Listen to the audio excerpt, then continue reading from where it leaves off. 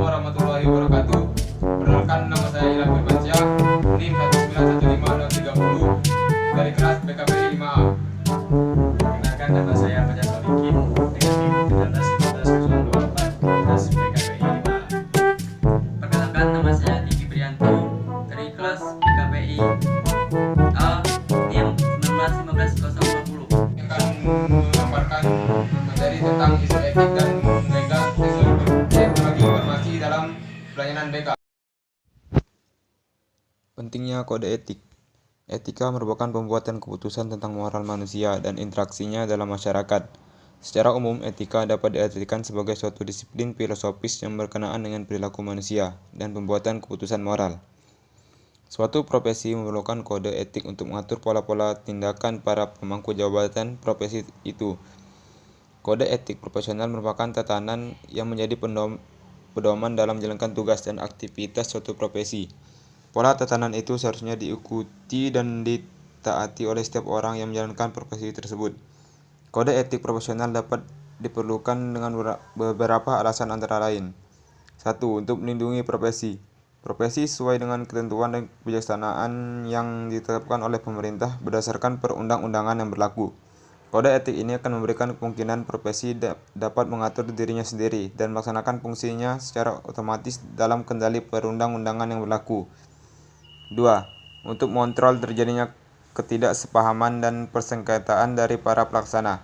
Dengan demikian, kode etik dapat menjaga dan meningkatkan stabilitas internal dan eksternal profesi. Yang ketiga, melindungi para praktisi dalam masyarakat, terutama dalam kegiatan kasus-kasus malapraktek atau praktek-praktek yang salah.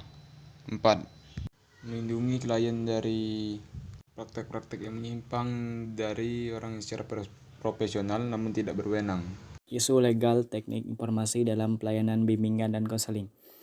Isu merupakan suatu persoalan yang terjadi dan legal merupakan sesuatu yang disahkan oleh aturan atau konstitusi yang ada atau sesuai dengan aturan. Jadi isu legal teknik informasi dalam bimbingan dan konseling adalah suatu persoalan yang terjadi dalam pelaksanaan layanan bimbingan dan konseling dengan menggunakan teknologi informasi yang disahkan oleh aturan atau konstitusi yang ada atau sesuai dengan aturan. Isu kerahasiaan dan tingkat keamanan pelayanan bimbingan konseling online seperti data atau masalah yang diadukan oleh individu dibaca oleh orang lain selain konselor dan orang tersebut bukanlah orang yang berhak untuk membaca kasus konseling. Dalam konseling konvensional memang lebih aman dibandingkan dengan konseling via online sehingga data yang diberikan konseling kurang terjamin aman dan menjadi tidak rahasia lagi. Hal ini berbanding terbalik dengan asas yang harus dipegang teguh oleh konselor, sehingga ini masih menjadi isu yang hangat dalam perkembangan penggunaan teknik informasi. Konseling yang dilakukan secara online terdapat banyak masalah dan berikut ini tipe-tipe permasalahannya. Yang pertama, COVID merupakan di mana konselor dengan sertifikasi tidak jelas atau tidak memiliki jaminan keamanan yang tidak memadai. Yang kedua, closet merupakan konselor yang sudah tidak menggunakan situsnya untuk melakukan konseling online, akan tetapi masih tetap online untuk keperluan lain dan juga tidak pernah melakukan updating secara berkala. Yang terakhir, gone merupakan situs-situs yang sudah kadaluarsa yang pernah dilakukan untuk proses konseling online dan sudah ditutup. Dalam permasalahan bahasa dan budaya ketika melakukan layanan BK online, dikarenakan layanan BK via online tidak mengenal letak geografis dan waktu, maka tidak menutup kemungkinan bahwa konselor mendapati konselilitas budaya dan bahasa. Hal ini dapat bermasalah jika konselor tidak dapat memahami seluruhnya tentang bahasa dan budaya konseli sehingga terjadi miscommunication antara konseli dan konselor. Etik TI dalam pelayanan bimbingan dan konseling.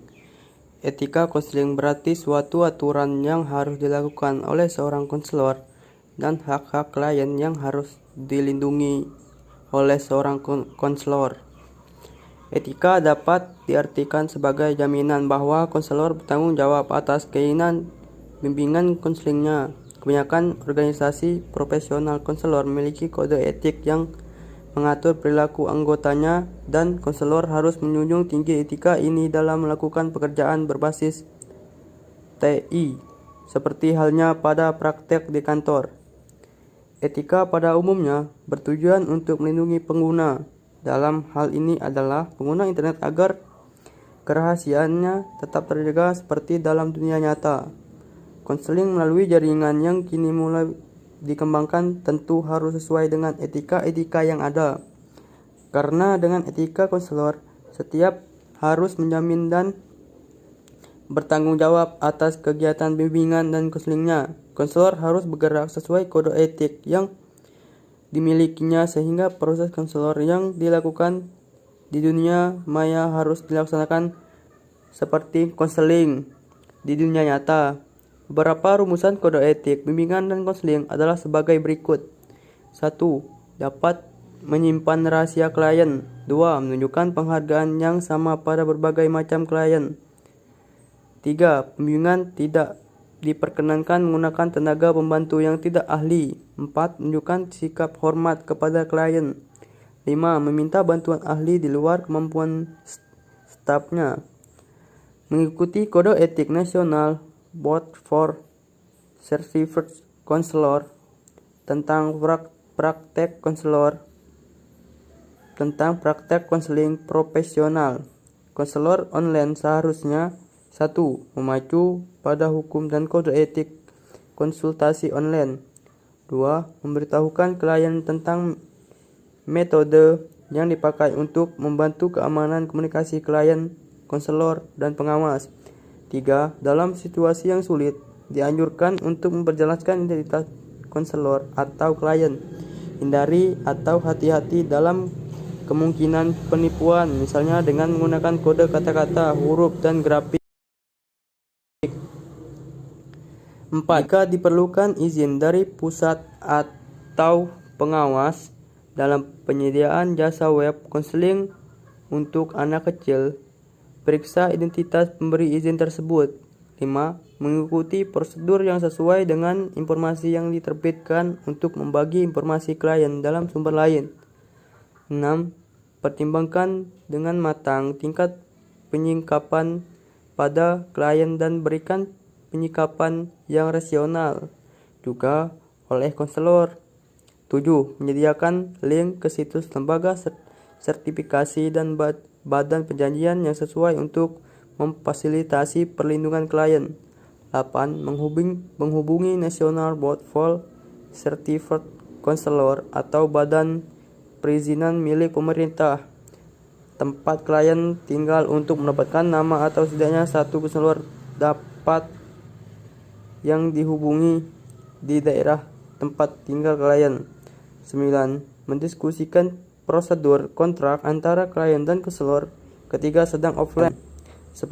Menjelaskan kepada klien kemungkinan bagaimana untuk menanggulangi kesalahpahaman yang muncul karena kurangnya petunjuk visual antara klien dan konselor.